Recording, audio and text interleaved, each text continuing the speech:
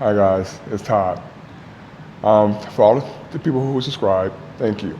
I'm up to 30 subscribers.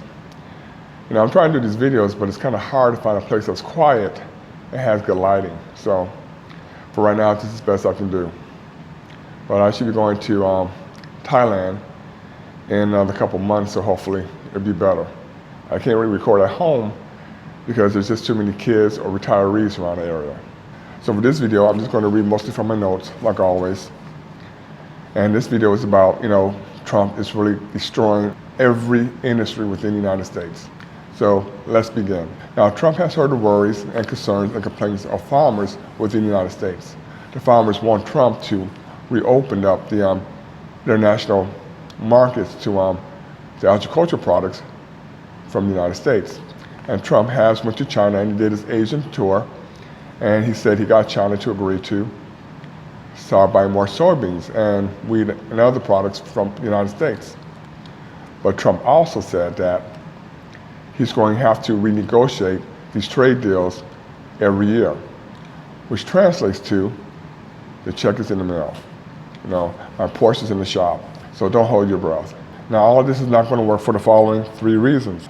If you ever run or operate a business, you look for a supplier who possesses the following 3 qualities. 1, they got a good and fair price. 2, they produce a consistently quality product. And 3, they are reliable.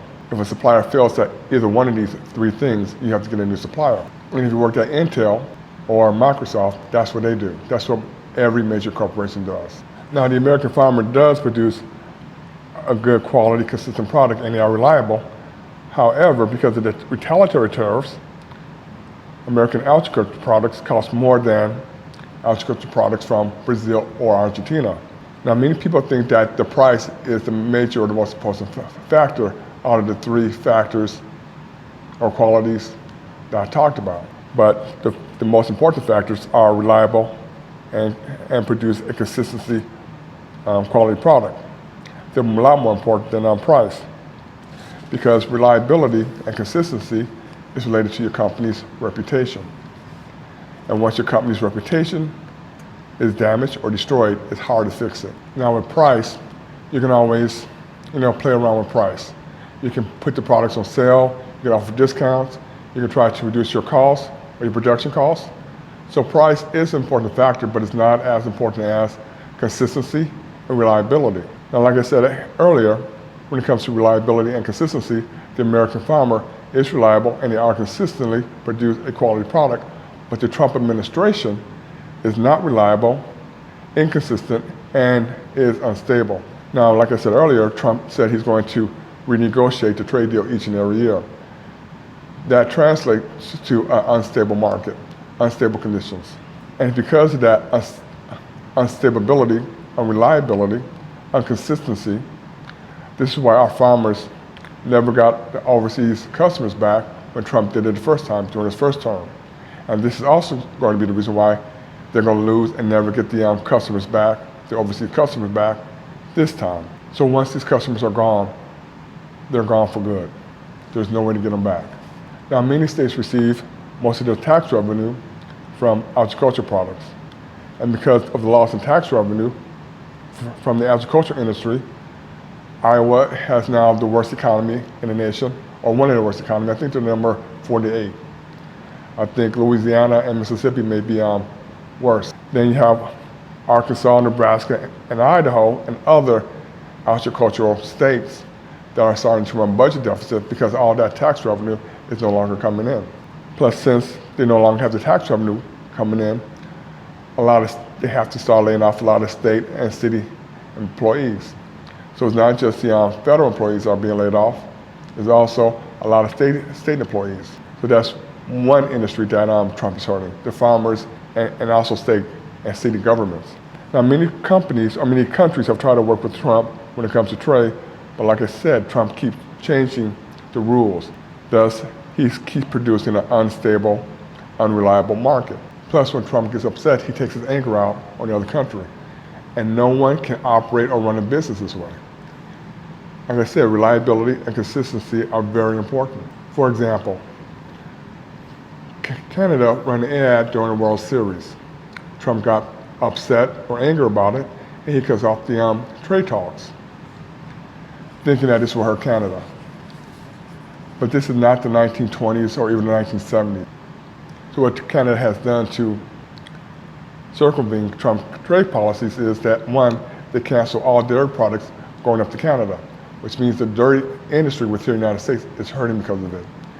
They put quotas on how much lumber they're going to ship down to the United States, which means the housing industry is not hurting because of it. Retail stores like Home Depot and Lowe's are going to hurt because of it. Canada have also canceled all whiskey sales and alcohol sales from the United States into Canada, which means that distilleries are going to hurt because of it. Canada has also said that they're going to start buying steel and aluminum from other countries and also increase internal investment to produce their own aluminum and steel plants. So with here in the United States, our aluminum and our steel industry are going to be hurt because of it. Now Canada buys a lot of military weapons from the United States, but Canada says that they're going to start buying the military weapons from other countries, and at the same time start producing their own military weapons. So that's going to hurt our military industry with here in the United States. And most of our military weapons are made in Republican red states. So far, everything I've stated so far is not going to hurt the blue states as much as it's going to hurt the red states. So when you add it all up, so far, Trump trade policies or trade war hurting not just the farmers, hurting the dairy industry, distilleries, military weapons, dairy, lumber, housing, and that's just for the start. Trump's trade war is also hurting the retail industry.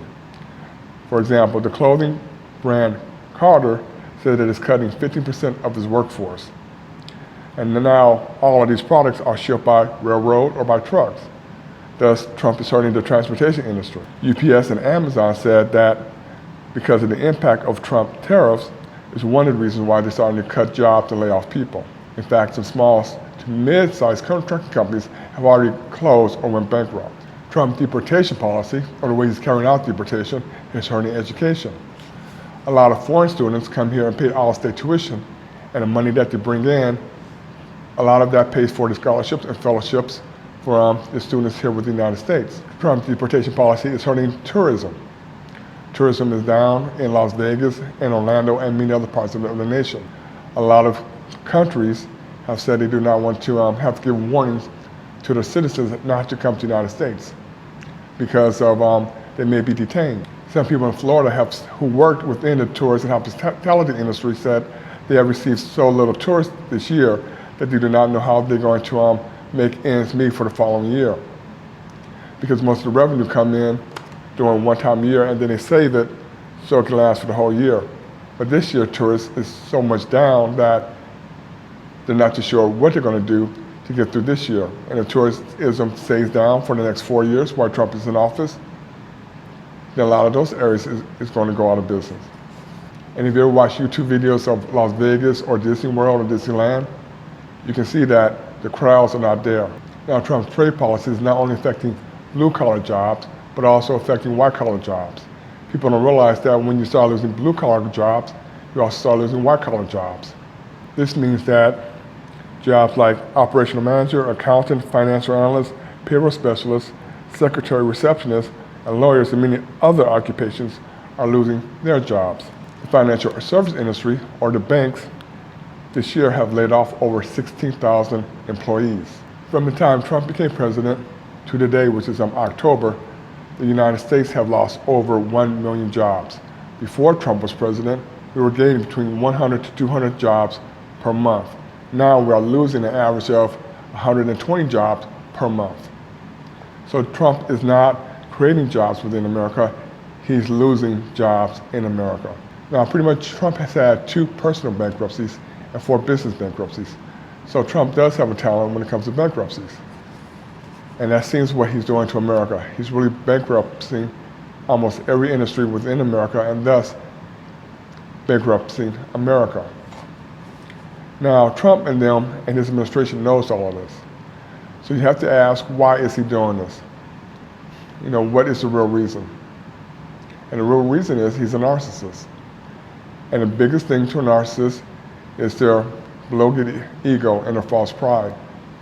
that is the most important thing to them in the whole world. Not the family, not money, you know, only the bloated ego and the false pride. Okay, that's about it. I'm done. Don't forget to like, subscribe, and comment and all that stuff. Like I said before, I'm going to Thailand. All right. My next video is going to be a little bit about, living in Asia. Okay, adios.